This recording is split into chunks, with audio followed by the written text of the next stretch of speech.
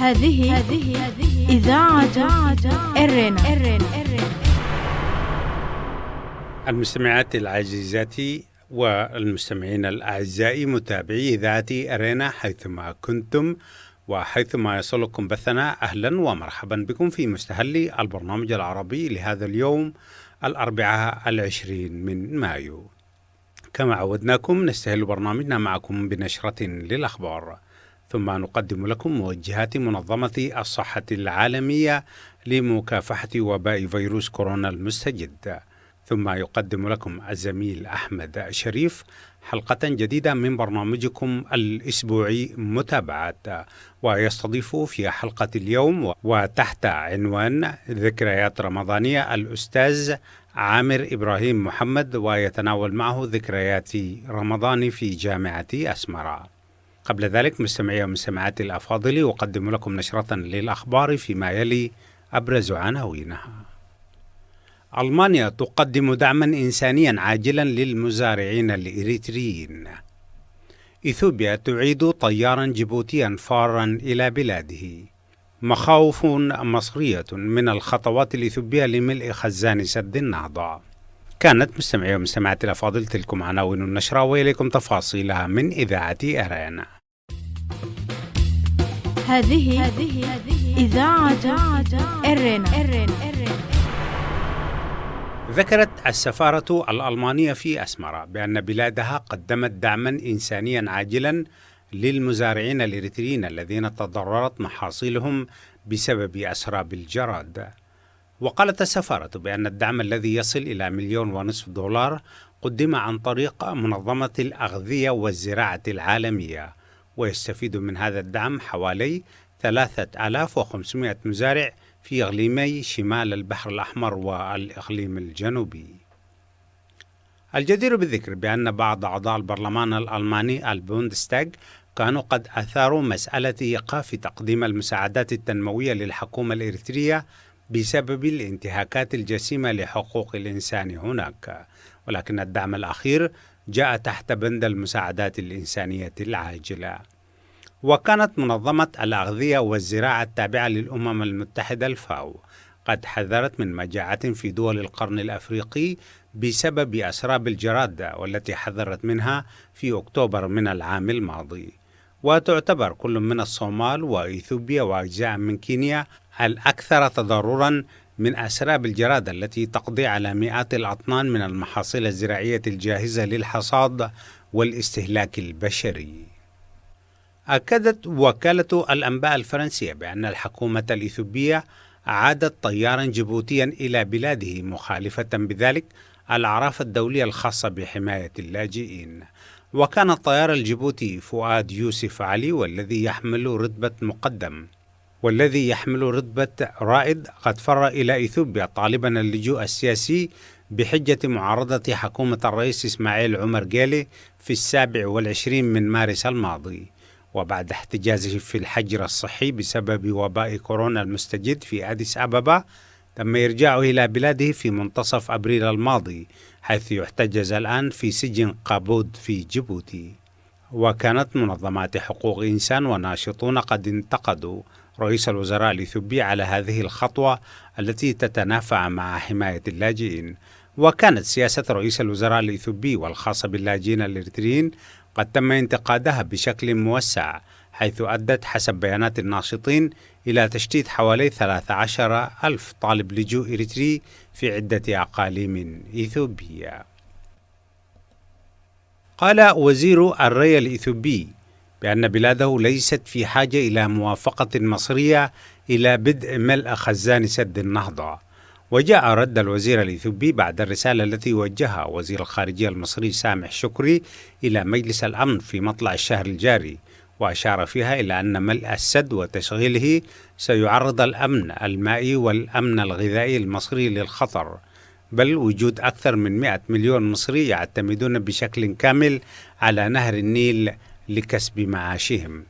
وأضاف أن هذا الوضع يحتمل أن يشكل تهديدا خطيرا للسلام والأمن في جميع أنحاء المنطقة. وقالت وكالة فرانس بريس بأن وزير الخارجية الإثيوبي جيدو أندراكاشيو اتهم القاهرة في رسالة مكتوبة في 14 من الشهر الجاري بأنها تعرقل مسار العمل في السد. وقال جيدو أن إثيوبيا ليست ملزمة قانونا إلى السعي للحصول على موافقة مصر لملء السد، وأضاف أن إثيوبيا بذلت جهودا استثنائية لاستيعاب مطالب مصر التي لا تنتهي وسلوكها الذي لا يمكن التنبؤ به. من ناحية أخرى، أوضح ويليام دافيسون من مجموعة الأزمات الدولية وهي منظمة لمنع النزاعات أنه في حال أن رسالة مصر إلى مجلس الأمن تزيد من مخاطر نشوب النزاع، فإن احتمال نشوب نزاع مسلح بسبب الخلاف حول السد لا يزال مستبعدا للغاية. وقال دافيسون يمكننا توقع المزيد من التصعيد الدبلوماسي وخطابا أكثر عدوانية، ولكن من الواضح أن التوصل إلى حل تفاوضي هو أفضل سبيل للجميع، ولا يزال هناك الكثير من الاحتمالات لذلك. استمعتم مستمعي ومستمعاتي الأفاضل إلى نشرة للأخبار قدمناها لكم من إذاعة إيرينا، وهذا تذكير بأبرز عناوينها. ألمانيا تقدم دعما إنسانيا عاجلا للمزارعين الإريتريين. إثيوبيا تعيد طيارا جيبوتيا فارا إلى بلاده. مخاوف مصرية من الخطوات الإثيوبية لملء خزان سد النهضة. استمعتم فيما مضى مستمعيات الكريمات ومستمعي الأكارم إلى نشرة للأخبار قدمناها لكم من إذاعة إيرينا، وفيما يلي نقدم لكم موجهات منظمة الصحة العالمية للوقاية من فيروس كورونا المستجد. إذاعة إيرينا، صوت مستقل لإريتريا. وتوصي منظمة الصحة العالمية بالتالي: أولا، غسل اليدين جيدا بالصابون، لأن الصابون قادر على القضاء على الفيروسات. تغطية الفم والأنف عند العطس أو السعال، وغسل اليدين بعدها لمنع انتشار الفيروس. تجنب لمس العينين والأنف والفم حال ملامسة اليد لسطح يرجح أن يكون ملوثا بالفيروس، إذ يمكن أن ينتقل الفيروس إلى الجسم بهذه الطريقة.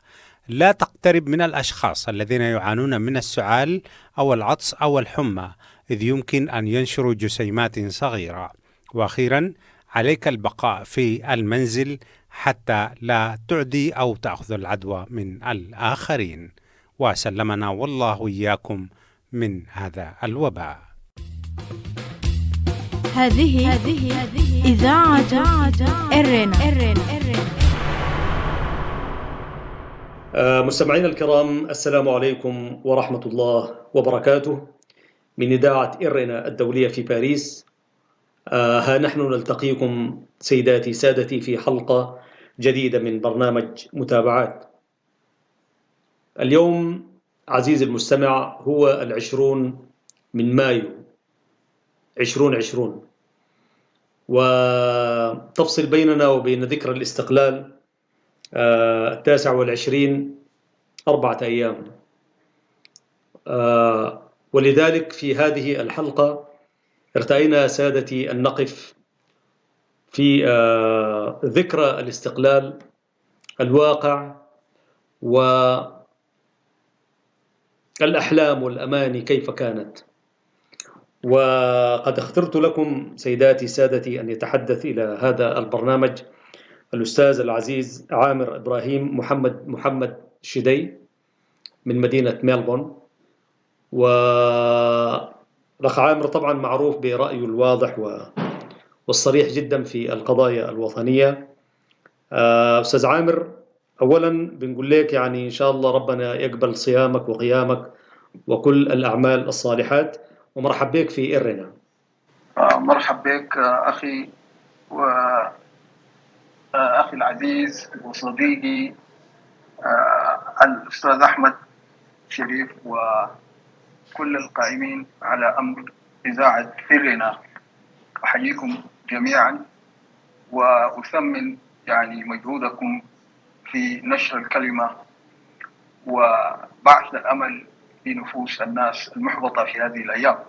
جميل. أستاذ عامر، قبل ما نخش في رحاب الاستقلال والذكريات، بما أننا في خواتيم شهر رمضان المبارك، كده رمضان السنة دي بالنسبة لك كان وضعه مختلف طبعا ككل الناس. بالنسبة لك كان شنو يعني شنو الحاجة الجديدة مع السيد كورونا يعني؟ طبعا رمضان طبعا مختلف تماما عبر الأزمان، يعني يمكن هو الوحيد، يمكن إن شاء الله يكون الوحيد المختلف في حياتي، يعني هو مختلف بكل المقاييس.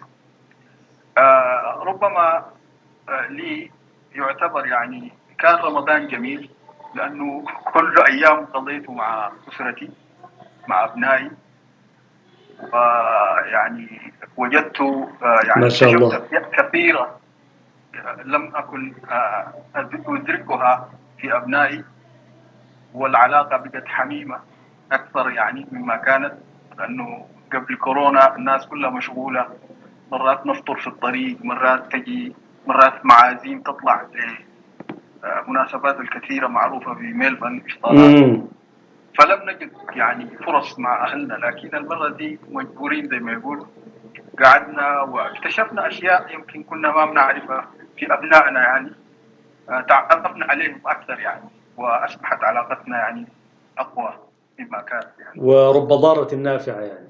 رب ضارة نافعة. سلم الله الجميع. نعم. جميل. أستاذ عامر، ذكرياتك عن رمضان في إريتريا بالذات ما بعد التحرير، وأنت قلت لي كنت طالب في الجامعة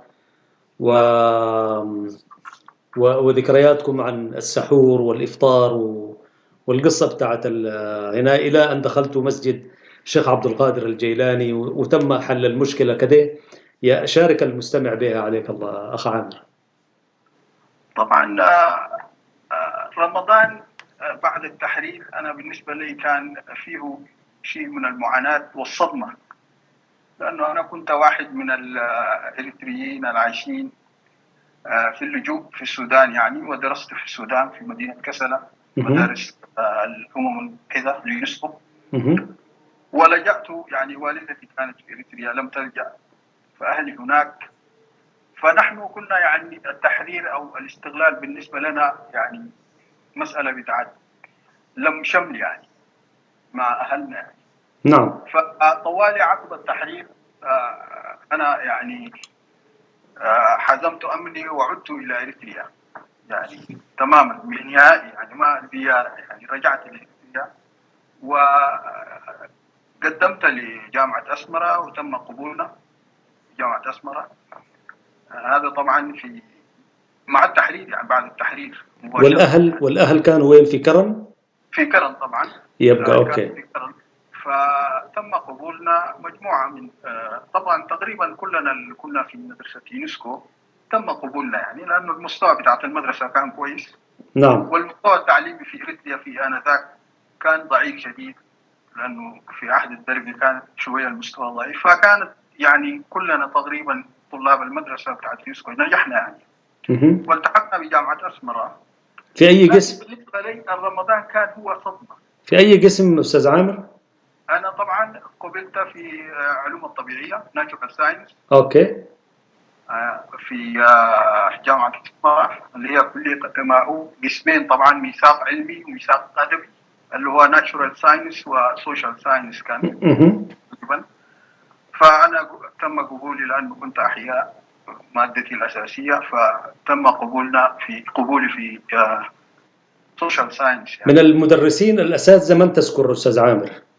والله أذكر الأخ موجود في النرويج تقريبا محمود عمر ولا محمد عمر، وعندك عثمان بليواي ودكتور جعفر رحمه الله. جعفر أبو بكر، نعم، رجل الاقتصاد.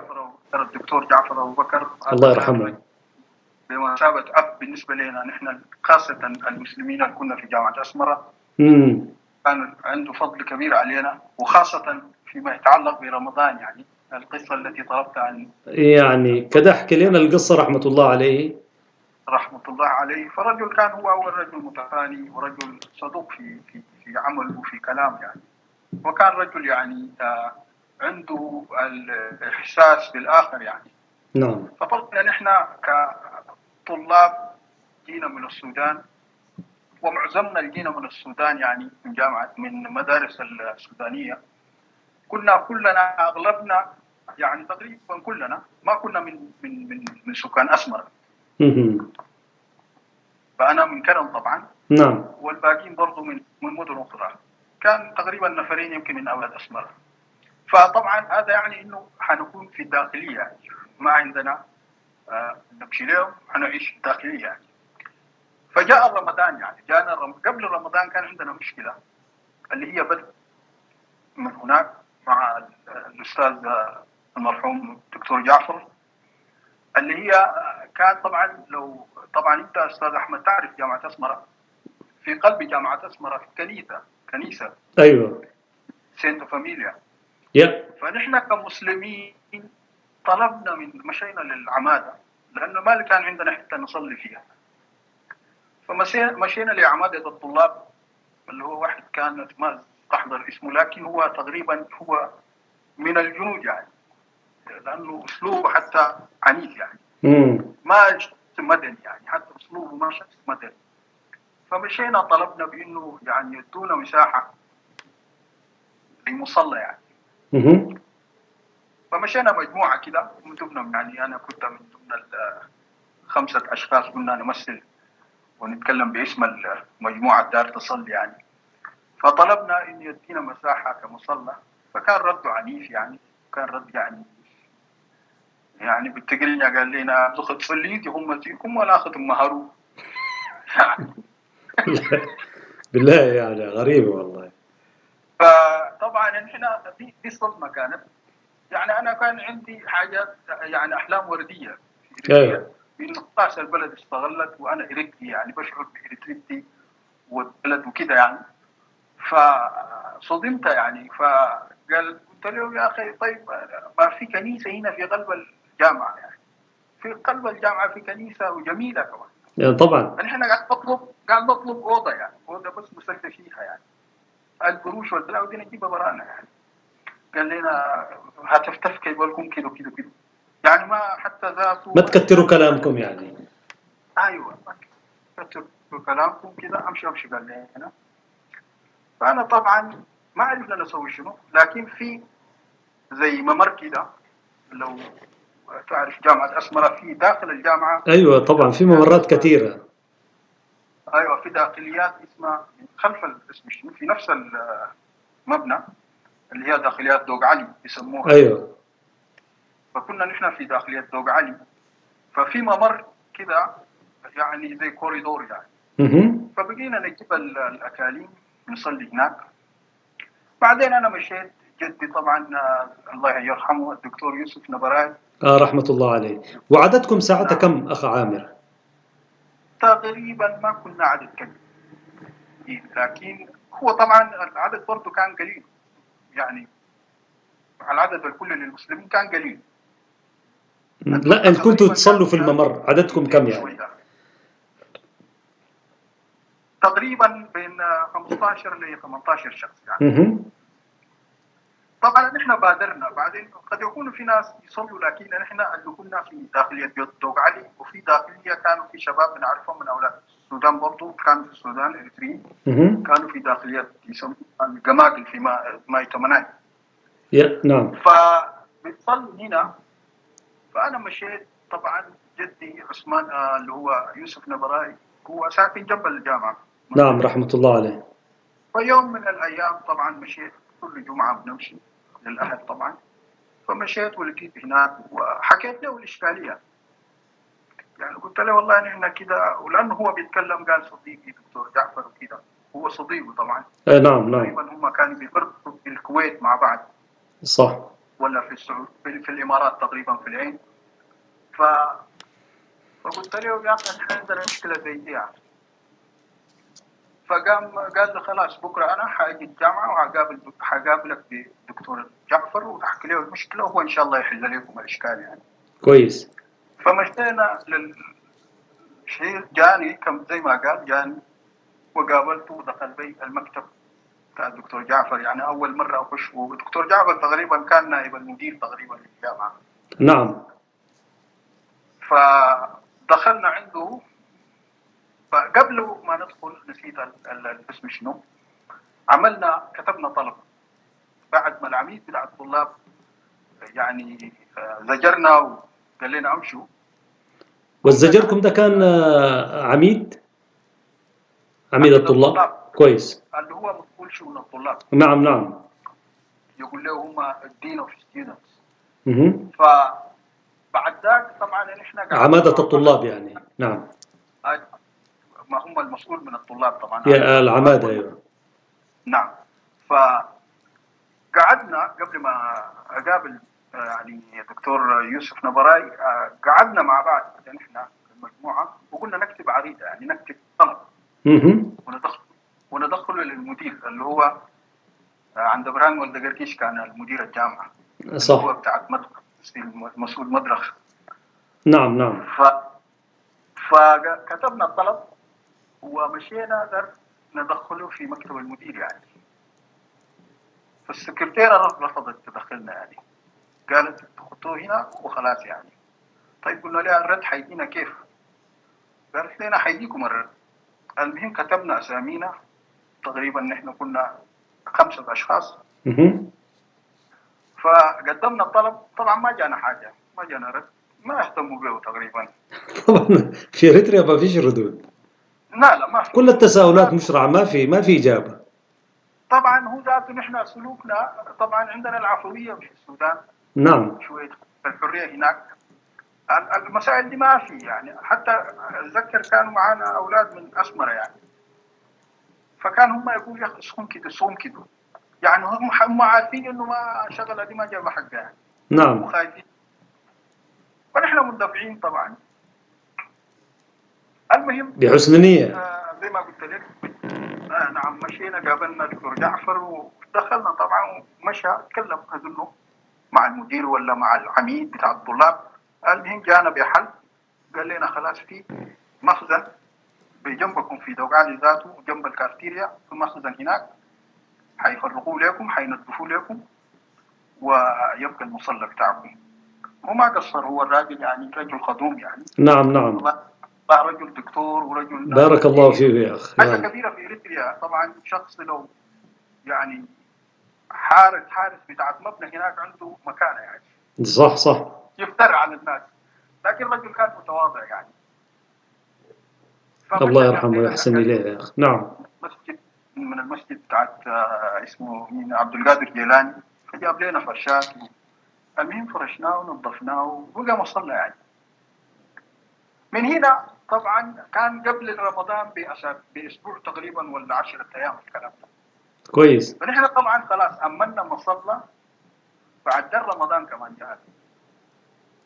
فقلنا طيب هسه حنعمل كيف؟ طبعا الكافتيريا عندك وقت غدا تمشي تمسك سب وتاخذ الاكل حقك وتاكله يعني، ما في حاجه اسمها المغرب يعملوا لك اكل يعني. نعم. فمشينا مشينا لعمل الطلاب. قلنا لهم نحن يا كذا عندنا مشكله، فدايرين الافطار بتاعتنا ناخذه قريب المغرب يعني بتاع الغداء والعشاء مثلا. ايوه بس ما في حفاظات. احنا طبعا الداخليه لو شفتها هي عباره عن زي السجون يعني. نعم. يعني هو سراير مرصوصه في هانكر يعني حاجه كبيره. سانتا فاميليا يعني. أيوة. كانت جامعه يعني سبحان الله. ايوه 50 سرير في غرفه في طول واحد يعني، دي داخليه دي حتى تنوم فيها. فما في حاجه تحفظ للطعام يعني. عندك دولاب صغير وعندك سريرك اللي هو الدول الواحد فوق واحد تحت. فنحن قلنا الأكل طبعا الصباح في أكل الغداء الساعة 1. فقلنا نحن نشيل الغداء الصباح ده ما مشكلة، نشيل بتاعة الغداء ده للفطرة. فما عندنا أدوات بتاعة حفظ الطعام. فقلنا لهم يا أخي عشان نجي في الكافتيريا نشيل المغرب. قالوا لا ما ممكن، أكل تشيله تحطه بس أنت تجي تمسك صفك الساعة 1 وتشيل أكلك بعد ذاك أنت وحر رقبتك. ما في أي تعاون طبعا. فما مشينا ثاني للدكتور جعفر وحكينا له المشكلة. الرجل ما قصر، قال لنا يا أخي أنتوا ذاتوا الأكل اللي بتأكلوه هنا ده ما يفيدكم، أنتوا تصوموا اليوم كله ما يفيدكم، لكن قال لنا بس ادوني مع رمضان ما دخل لسه، كان باقي لي 2-3 يوم. كويس. فقال لنا بس ادوني يوم 2 انا ان شاء الله بجيكم بحل. وهو ما قصر سبحان الله، مشى اتكلم مع المسجد بتاع عبد القادر الجيلاني. يا سلام. نعم لانه هو اقرب. نعم قريب جدا للجامعة صح. قريب جدا جديد يعني. والمنطقة كمان منطقة بتاعت ناس مرتاحين يعني، منطقة طابة اسمها المنطقة. نعم طابة. ايوه طابة. مش عشان مرتاحين وبس، برضو ناس خيرين يعني. خيرين وميسورين كمان الحال. نعم ميسورين الحال. نعم. نعم فجينا، فهو رتب وقال لنا خلاص جماعة، اتذكر انا جاني لانه انا بجي لبيت جدي هناك، فكلمه لانه جانا ما لقانا، كنا في محاضرات، فقال كلم جدي وقال له يا اخي ولدك ده لو جاء كلمه يجيني. كويس. فانا بمشي هناك طبعا. انت هسه لما قال لك امشي له ما انتابك ظنون يعني، ولا كنت عارف انه عارف هو، لانه كان قال لنا ان شاء الله حيجيكم حيحل. ايوه يعني متوسم فيه الخير كما كان يعني. ايوه نعم هو ما مقصر معنا، وكل مره بالمناسبه يعني اذا دي حاجه اقولها يعني، حتى هو في الصلاه مرات كان يجي ينزل يصلي معنا. بالله ما شاء الله، رحمة الله عليه، كان رجل علامة والله، ورجل فهامة فعلا. ربنا يعطيه بالخير ان شاء الله. دكتور جعفر رحمة الله عليه يا اخي. فمشيت قابلت شلت المجموعه بتاعتي ومشينا عليه. قال لنا خلاص من اول رمضان تمشوا المسجد بتاع عبد القادر الجيلاني، بس انا عايزك قال لي تدينا العدد كم انتم. ايوه لانه العدد لازم يكون معروف، الناس ديل حيجيبوا الافطار من بيوتهم يعني، اللي هو لجنه المسجد. نعم حيكتبوا لكم كل شيء، بس انتوا لازم تورونا العدد عشان انا حقول لهم كذا هم. يا الله. قلت له خلاص من بكره نحن في ناس ممكن ما هو شنو، نحن لما عملنا المصلى كنا قريب 15 16. نعم لكن ما عملنا المصلى بقينا كم كم 20 اكيد يعني. ايوه ايوه. فالناس لما لقت حته تصلي وعرفوا انه في ناس يصلوا بقوا يجونا يعني. فقلت لهم خلاص خير، لانه الجماعة كانوا بيلزوكم ظهروا يعني. نعم لكن في المصلي معنا من اولاد اسمر يعني. نعم. فقدرنا نحصر العدد. خلاص قلت له بكره انا اجيك بالعدد. قال لي خلاص ما تجيني ذاته بالعدد انت. قال لي انا بس الليله، قال لي المغرب صلي في المسجد كويس. وانا امسكك الزول الماسك المسجد، وانت توريه بعد تنسق معه. كويس. بدل تجيني والسكرتيره طبعا عشان تخش لي دكتور جعفر داير لك ساعه ساعتين، مرات تدق محاضره يعني. نعم لانه السكرتيره تعمل لك هولد في المدخل. طبعا كله معقد هو. اكيد. فقال لي هو بلا استدرك الامر. قال لي يا اخي ما يحتاج تجي هنا بس تعال الليله. قال لي المغرب صلي في المسجد، وبعد ذاك ان شاء الله انا بمسكك الزوله وترتب معه بعد ذاك. جميل. قلت له خير. المهم جينا المغرب وقابلنا رجل ما شاء الله واصله يمني. يا سلام. يعني اصله يمني. اليريمي مثلا؟ ناصر اليريمي. والله يا اخي ما قادر استحضر الرجل ما شاء الله يعني بشوش، رجل بشوش ويعني مهندم دائما لابس يعني ابيض ثياب. ممكن يكون العم ناصر اليريمي الله يرحمه او الشيباني ممكن كمان يعني. نعم تقريبا هو ناصر ولا حسن يعني، الاسم انا ما استحضره، فتره طالت طبعا واحده. نعم كلام يعني بدري. فقابلته رجل كان بشوش بيتكلم عربي كمان طبعا. ايوه. فكلمنا وقال لي خلاص انتوا. قال لي كم؟ والله قلت له نحن 18 شخص. قال لي خلاص حتى لو بقيتوا اكثر ما في مشكله، بس نحن عشان الاكل يجي بمقياس يعني. ايوه. المهم ما قصروا معانا يعني، بنمشي نفطر هناك. طبعا المحاضرات بعد الساعه 4 ما في محاضرات. ايوه. رمضان كامل كنتوا تفطروا هناك؟ رمضان كامل 30 يوم نحن ولا 29 تقريبا يوم. نعم. فطرناه في جزاهم الله. وبالنسبه للسحور؟ حتى السحور بعد ذاك نحن نفطر ونصلي هناك التراويح. نعم. على بال ما نصلي التراويح بيجيبوا لنا السحور بنشيله معانا. يا الله. بنشيله معانا وبنمشي به الجامعه يعني. يعني هم ما قصروا معانا السكان الموجودين حول يعني شوف بالله، حكومة ما قادرة تحل لطلبة هم داخلين. أنتم لستم سجناء في ذلك الوقت، أنتم طلبة علم. حكومة ما قادرة، جامعة وإدارة ما قادرة، شعب مواطنين عاديين يحلوا. يعني كأنه هذه الحكومة أصلا لا تمثل هذا الشعب ولا الشعب يشبهه، والله بأمان. منذ ذلك الزمن أنا شعرت بالنقص في الاستقلال، يعني ما لم أشعر بأنه استقلال كامل، فعلا هو كان استقلال للأرض. نعم أستاذ عامر، نحن حنتوقف هنا أستاذ عامر، رغم أنه مدخلنا كان هو مدخل الاستغلال والذكريات، ولكن الشيء بالشيء يذكر.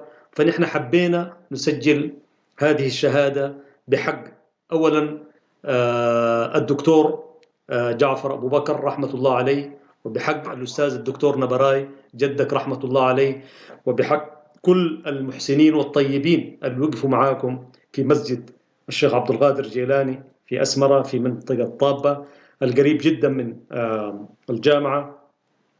نحن حبينا نوثق هذه الوقفة وجزاهم الله كل خير. وإنتم كمان يعني ربنا يجزيكم، وأدعوا لهم هؤلاء الناس اللي وقفوا معاكم. نحن حنتوقف هنا أخونا عامر إبراهيم محمد شدي، ولكن للحديث بقية عن الاستقلال ومضامينه. كلمة أخيرة أستاذ عامر، تفضل.